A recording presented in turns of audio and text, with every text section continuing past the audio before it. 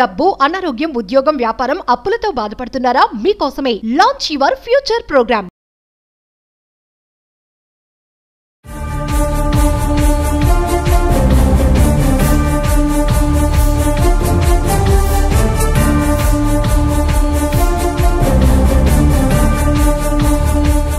Hello నమస్తే, welcome to Suman TV. ప్రస్తుతం మనతో పాటు మోటివేషనల్ స్పీకర్ రామ్ మెట్టు గారు ఉన్నారు. వీరితో కొన్ని విషయాల గురించి ఈరోజు మనం చర్చిద్దాం.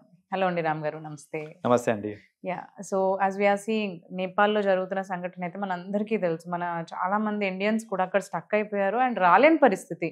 And we have seen some videos, అక్కడున్న వాళ్ళు కూడా మా కంట్రీలోనే మేము సేఫ్గా లేము, అలాంటి పరిస్థితి వచ్చింది అని అంటూ ఉన్నారు. అసలు నేపాల్లో జరిగింది ఏంటి? What they wanted actually? Why is all this happened? And ఈ మూమెంట్లో ఏమేమి ఇన్సిడెంట్స్ అనేవి చోటు చేసుకున్నాయి? వీ వాంట్ బేసిక్గా అండి, it is a moment. It is more like ఏంటంటే it is an agitation happening for their own rights and for their own wellbeing అండి. బేసిక్గా ఏంటంటే నేపాల్లో ఈ డిస్పారిటీ అనేది చాలా ఎక్కువ ఉంది. అంటే ఇప్పుడు పాలిటీషియన్స్, ఇంకా పెద్ద పెద్ద వాళ్ళు ఎవరైతే ఉన్నారో, పెద్ద బిజినెస్ మెన్ ఎవరైతే ఉన్నారో, వీళ్ళందరూ ఏంటంటే వాళ్ళ స్థాయి ఒక రేంజ్లో ఉంది.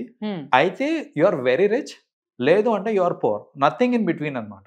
ఆ లెవెల్ ఆఫ్ డిస్పారిటీ ఎక్కువ అయిపోయింది. అండ్ ఎంప్లాయ్మెంట్స్ కూడా లేవంట కదా అసలు. 20% డ్రాప్ అండి ఎంప్లాయ్మెంట్ అనేది. అన్ఎంప్లాయ్మెంట్ రేట్ ఏదైతే ఉందో, ఆ అన్ఎంప్లాయ్మెంట్ రేట్ అనేది 1 yearలో, విత్ ఇన్ 1 year 20% ఇంక్రీజ్ అయింది. So employment is the main growth for the country, right? ఏ దానికైనా ఎంప్లాయ్మెంట్ ఉంటేనే పర్సన్ గ్రో అవ్వడానికన్నా, ఎకనామికల్గా కంట్రీ గ్రో అవ్వాలన్నా కూడా that is the main key, right? So అలాంటిది అన్ఎంప్లాయ్మెంట్ పెరిగిపోతుంది అక్కడ. అట్ ది సేమ్ టైం ఏంటంటే ఆపర్చునిటీస్ తగ్గిపోతూ ఉన్నాయి ఉన్న వాళ్ళకి. ఫెసిలిటీస్లో ఇంప్రూవ్మెంట్ ఏం కనిపించట్లేదు. అది మెడికల్ ఫెసిలిటీస్ కానివ్వండి, బేసిక్ ఫెసిలిటీస్ కూడా అప్ టు మార్క్ లేదు. అంటే ఎలా ఉందంటే వాళ్ళకి అసలు డెవలప్మెంట్ అనేది కనిపించట్లేదు. కనిపించినా ఎక్కడ కనిపిస్తుంది? ఆల్రెడీ వెల్ ఆఫ్ ఉన్న వాళ్ళ ఫ్యామిలీస్లోనే డెవలప్మెంట్ కనిపిస్తుంది. వాళ్ళు మంచి మంచి యూనివర్సిటీస్లో చదువుకోవడము, వాళ్ళు ట్రిప్స్కి వెళ్ళటము, మంచి మంచి ఇల్లులు కట్టుకోవడము. సో అక్కడ ఏంటంటే ఆ కామన్ పీపుల్కి కూడా స్లోగా ఇదంతా అబ్జర్వ్ చేశారు వాళ్ళు. ఈ డిఫరెన్స్ అనేది ఎక్కువైపోతుంది. గ్రోత్ కోసం ఏం ఎఫర్ట్స్ లేవు అసలు జీరో ఎఫర్ట్స్ అండి. అండ్ ఆ పబ్లిక్ ఫండ్స్ మొత్తాన్ని వాళ్ళు వాళ్ళ ఓన్ వెల్బీయింగ్ కోసం యూజ్ చేసుకోవడము, ఇలాంటివన్నీ చూడలేక ఏంటంటే స్లోగా corruption has been increased so much, too much అండి. కరప్షన్ కూడా అంటే ఏంటంటే రీజన్ అదే కదా. పొలిటీషియన్స్ ఎవరన్నా విన్ అయ్యారు అని అంటే గనక, అంటే వాళ్ళు రూలింగ్ పార్టీలో ఉన్నారు అన్నప్పుడు అసలు పబ్లిక్ గురించి ఆలోచించకుండా ఎంత దోచుకోవచ్చు అనే దీంట్లోనే ఉన్నారు, ఎన్ని విధాలుగా దోచుకోవచ్చు అనే దీంట్లోనే ఉన్నారు. సో దాని వల్ల ఏంటంటే ఈ యాజిటేషన్ అనేది స్టార్ట్ అయింది. ఒక్క పర్సన్ తో స్టార్ట్ అయింది అది. లైక్ చాలా మంది అంటారు ఒక్కడికి నువ్వు ఏం చేయగలుగుతావు అనేసి, but this shows the power of one. So 1 person ఒక స్పీచ్ లో అందరినీ వాడు మోటివేట్ చేశాడు. అతను ఏంటంటే అసలు ఏం జరుగుతుంది, మన లైఫ్స్ ఎలా పాడైపోతున్నాయి, వీళ్ళందరూ ఎలా కరప్ట్ చేస్తున్నారు, మనల్ని ఎలా నాశనం చేస్తున్నారు అనేసి. ఇదంతా ఒక 16 years old అబ్బాయితో స్టార్ట్ అయిందండి. ఆ అబ్బాయి ఇచ్చిన స్పీచ్ ఎంత పవర్ఫుల్ స్పీచ్ అంటే అది it actually motivated the masses అనమాట. అందరినీ వాళ్ళు మేలుకొలిపి అసలు ఏమవుతుంది, మన పబ్లిక్ మనీ ఏమవుతుంది, డెవలప్మెంట్ ఎందుకు అవ్వట్లేదు, అన్ఎంప్లాయ్మెంట్, అన్ని విషయాల మీద స్కూల్ ఈవెంట్ లో మాట్లాడాడు అబ్బాయి. రైట్. అండ్ జై నేపాల్ అనే ఒక స్పీచ్ పేరు, అతను జై నేపాల్ అనే స్పీచ్ ఇచ్చేసి ఆ ఈవెంట్ లో మాట్లాడిన స్పీచ్ ఎంత ఎఫెక్టివ్ గా ఉండేది. టార్గెట్ అంటే ఇంత పెద్దగా చేద్దాం అనుకున్నాడా, or else he wanted just to aware their surrounding persons అని అంటారా? బేసిక్ గా he wanted to make sure that అందరికి ఒక చిన్న అవగాహన తీసుకొద్దాం అనుకున్నారు ఆయన. బేసిక్ గా that was the target.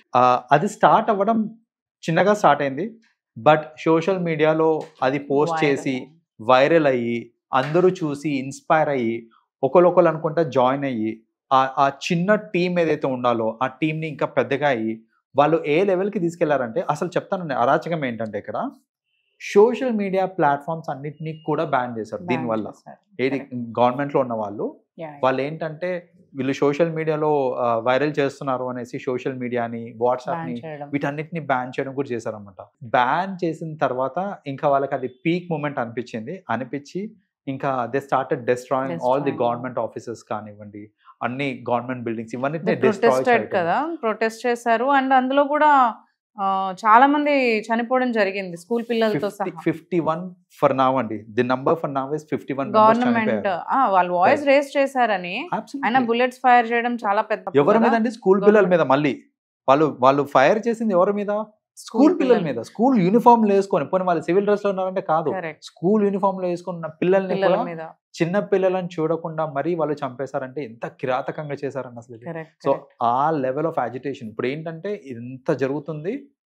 Prime minister step down అయిపోయాడు, అతను స్టెప్ డౌన్ అయిపోయారు. కానీ ఇప్పుడు ఏంటంటే వాళ్ళు కోరుకునేది ఏంటంటే మాకు ఒక కొత్త గవర్నమెంట్ కావాలి, ఎవరైతే వెల్ఫేర్ యంగర్ జనరేషన్ కావాలి, మాకు ఈ ముసలి ముత్కా వీళ్ళందరూ కాదు, మాకు యంగర్ జనరేషన్ కావాలి, who can do good for Nepal అనే ఒక స్ట్రాంగ్ పట్టుతోటి ఉన్నారు ఇప్పుడు. So maybe we can expect something like that. And we have seen like అంటే హెల్త్ మినిస్టర్స్ ని కావచ్చు, ఫారెన్ మినిస్టర్స్ ని కావచ్చు, ఆ పబ్లిక్ అంతా కూడా కొట్టడం ఇలాంటివన్నీ చేశారు, మ్యాన్ హ్యాండిల్ చేసి వాళ్ళని. సో దిస్ షోస్ లైక్ అంటే మనం అనుకుంటాం ఒక పార్లమెంట్ ని కూడా వాళ్ళు కాల్ చేయడం ఇలాంటివన్నీ చేశారంటే మనం అనుకుంటాం అంటే మన నార్మల్ పర్సన్ గా మనకేం పవర్ లేదేమో, we can't go against government అని అనుకుంటాం. కానీ దే ప్రూవ్డ్ లైక్ అందరూ కలిసి మనకి రీసెంట్ టైం ఇండోనేషియా వీళ్ళందరూ అన్నిట్లో కూడా మనకి ఇలాంటి మూమెంట్స్ అనేవి వచ్చాయి.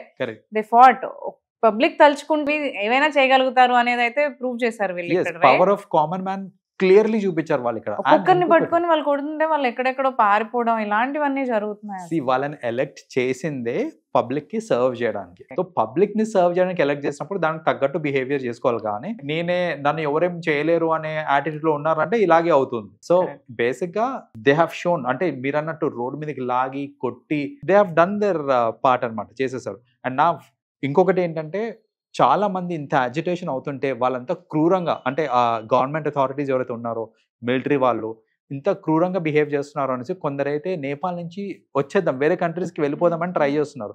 సో కరెంట్లీ బార్డర్ దగ్గర ఆపేస్తున్నారు, మన ఇండియన్ బార్డర్ దగ్గర. they're stopping them, they're not letting them to come in. And మీరు పోలీస్ అంటున్నారు, నేపాల్ పోలీస్ ని కూడా ఏమీ చేయలేని స్టేజ్ కి తెచ్చేసారు అసలు. పబ్లిక్ అంతా తలుచుకొని. See, యునైటెడ్ గా ఉన్నప్పుడు ఎనీథింగ్ ఇస్ పాసిబుల్ అండి. ఇప్పుడు అది ఏ కంట్రీ అన్నా కానివ్వండి, అది can be super power like United states అవ్వచ్చు, మన కంట్రీ అవ్వచ్చు, ఏ కంట్రీ అన్నా సరే వాళ్ళు చేయాల్సిన పనులు వాళ్ళు సరిగ్గా చేయలేదు అనుకోండి పాలిటీషియన్స్, పబ్లిక్ రెస్పాన్స్ ఇలాగే ఉంటుంది. అందరు యునైట్ అయితే మనము ఏదైనా వాయిస్ రేస్ చేసి యునైటెడ్ గా మనం ఫైట్ చేస్తే మాత్రం we can get through it and fruitful results ఖచ్చితంగా వస్తాయి. Yeah, so we also hope అక్కడ అంత పరిస్థితి అనేది సెట్ అయ్యి వాళ్ళకు కూడా నేపాల్ కూడా మంచి డెవలప్ కంట్రీ లాగా అవ్వాలి. అండ్ వాళ్ళు అనుకున్నంతా కూడా వాళ్ళు పవర్టీ నుంచి బయటికి వచ్చి ఎంప్లాయ్మెంట్స్ పెరిగి వాళ్ళకి బాగుండాలని కోరుకుందాం. Thank you so much Ram గారు. వెల్కమ్ అండి.